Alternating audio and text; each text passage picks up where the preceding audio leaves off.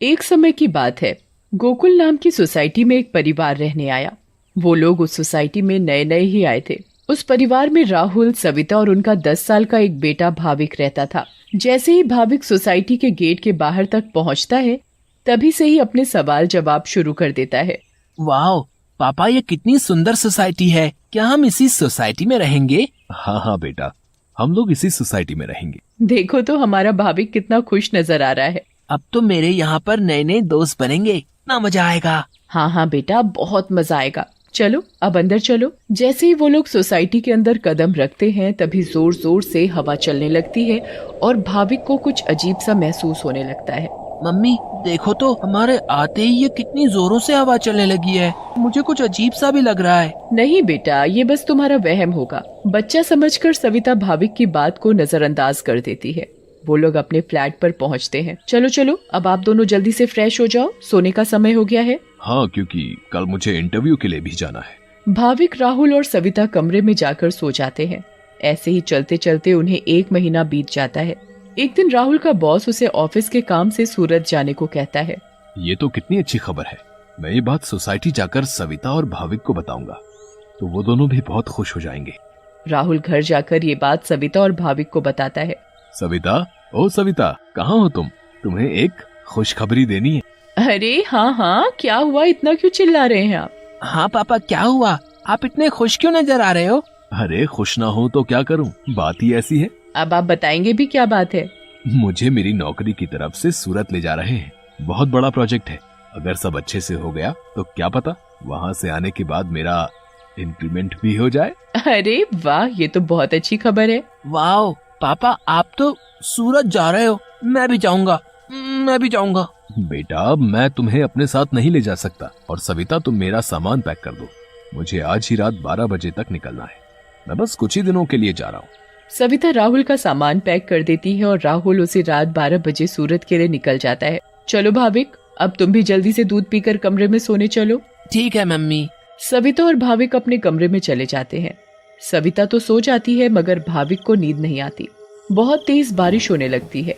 Bhavik balcony में जाकर खड़ा हो जाता है और बारिश के मजे लेने लगता है। वाह, कितना सुंदर नजारा है। भाविक की नजर अचानक सामने वाले फ्लैट पर पड़ती है, तो वहाँ एक मोमबत्ती जल रही होती है।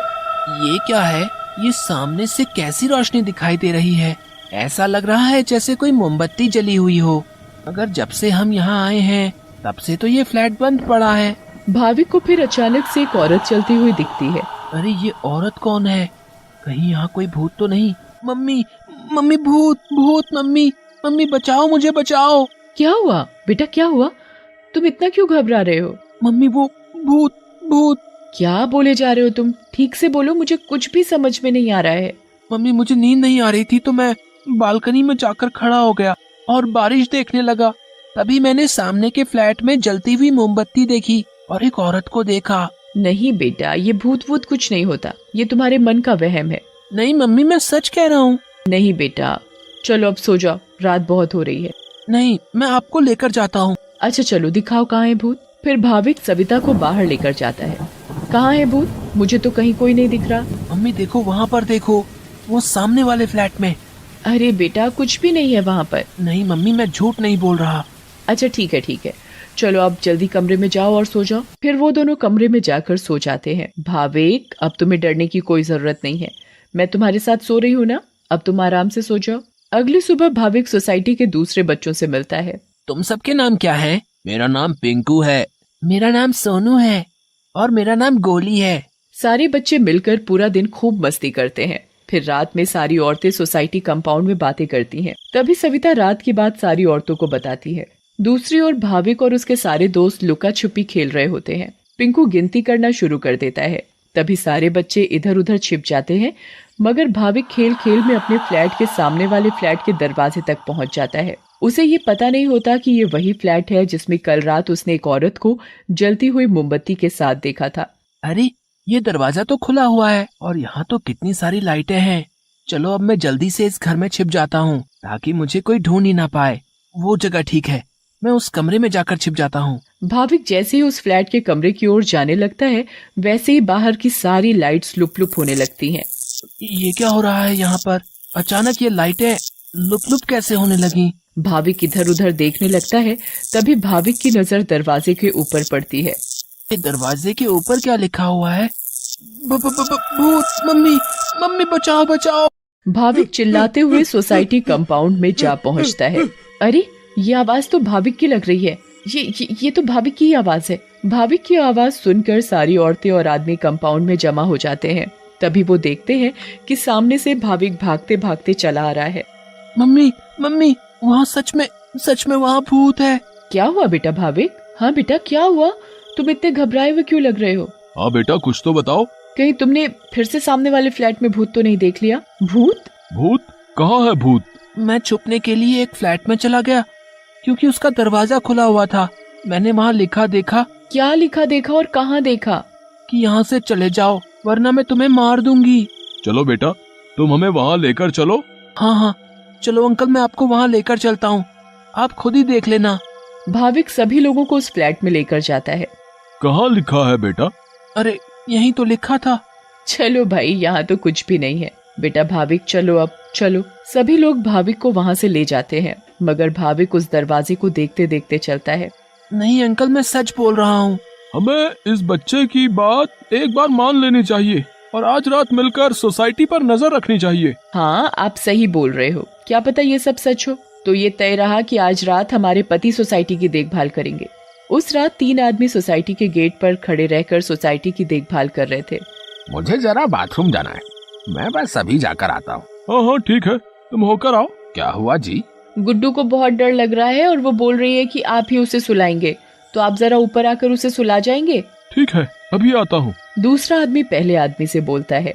मैं जरा अपनी बेटी को सुलाकर आता हूँ, उसे डर लग रहा है। अब सोसाइटी के दरवाजे पर सिर्फ रमेश यानी तीसरा आदमी ही बचता है। कहाँ रह गए ये दोनों? वो आदमी इधर उधर घूमता रहता है और अब उसे भी अकेले डर लगने लगता है। तभी उस आदमी को किसी औरत का साया दिखता है। उसके लंबे खुले हुए बाल और पायल की छम छम आवाज। चुड़ैल, बचाओ बचाओ, चुड़ैल। फिर अचानक वो चुड़ैल उसके सामने आ खड़ी होती है और आदमी बहुत तेज चिल्लाता है और वहीं बेहोश हो जाता है। अरे, ये चिल्लाने की आवाज किसकी आई? हाँ, आवाज तो मुझे भी आई। चलो चलकर देखते हैं। सारे सोसाइटी वाले अपनी बालकनी में आ जाते हैं तो वो क्या देखते हैं कि वहाँ रमेश बेहोश पड़ा हुआ था। ये आवाज कैसी आई थी? फिर सोसाइटी वाले नीचे आ जाते हैं तो वो वहाँ पर रमेश को जमीन पर पड़ा हुआ देखते हैं। सब जल्दी से नीचे आते हैं। सविता और भाविक भी नीचे आ जाते हैं। अरे, कोई इन्हें होश में लाओ। उठिए भाई साहब, उठिए। फिर कुछ ही देर में रमेश को होश आता है और वो सारी बात सोसाइटी वालों को बताता है जो उसके साथ कुछ देर पहले हुई थी। तभी सोसाइटी में अजीब सी आवाजें आने लगती हैं। मम्मी, देखा ना, मैंने बोला था ना कि भूत है। हाँ बेटा, तुम सही कह रहे थे। तभी सोसाइटी के बीचों बीच धुआं उठने लगता है और वहाँ वो चुड़ैल आ जाती है। कौन हो तुम और क्यों हमें इतने दिनों से परेशान किया हुआ है? हाँ हाँ बताओ, क्यों तुमने इतने दिनों से इन लोगों को परेशान किया हुआ है? हम भी तो इसी सोसाइटी में रहते हैं। तुमने कभी हमें तो परेशान नहीं किया, तो इन लोगों को ही क्यों? हाँ हाँ, बोलो बोलो। तुम्हारी वजह से मैं कितना डर गई थी। बताती हूँ, सब बताती हूँ। कई सालों पहले जब मेरी शादी हुई तो मैं और मेरे पति रवि सविता के सामने वाले फ्लैट में रहने आए। हम बहुत खुश थे, पर अचानक मेरी माँ की तबीयत खराब होने की वजह से मुझे कुछ दिन के लिए यहाँ से जाना पड़ा। और तभी सविता के फ्लैट में एक बहुत सुंदर लड़की रहने आई। रवि उस लड़की को पसंद करने लगे थे और वो लड़की भी। उस लड़की को ये बात नहीं पता थी कि रवि शादीशुदा है। मैं जब वापस आई और मुझे ये सब पता लगा तो मैंने रवि को समझाने की बहुत कोशिश की, बहुत लड़ाई की, पर वो नहीं माने। रवि मुझे छोड़कर उस लड़की से शादी करना चाहते थे और एक दिन रवि और वो लड़की चुपके से अचानक कहीं चले गए। मैंने उन्हें ढूंढने की बहुत कोशिश की मगर वो मुझे कहीं नहीं मिले। और एक दिन मैंने उन दोनों को बाजार में साथ देखा। उन दोनों ने शादी कर ली थी। मैं भागते हुए घर आई और ये बात मुझसे बर्दाश्त नहीं हुई और उसी रात मैंने फ्लैट से कूदकर अपनी जान दे दी। और उस दिन से इस फ्लैट में किसी को रहने नहीं देती जिसमें सविता और उसका परिवार रहता है। हमें बहुत दुख हुआ सुनकर जो भी तुम्हारे साथ हुआ, पर इसमें मेरे और मेरे परिवार का क्या कसूर है? हाँ आंटी, आप तो अच्छी आंटी हो, ऐसे कैसे कर सकती हो? चुड़ैल भाभी की मासूमियत देखकर पिघल जाती है। ठीक है, अब मैं तुम लोगों को कभी परेशान नहीं करूंगी।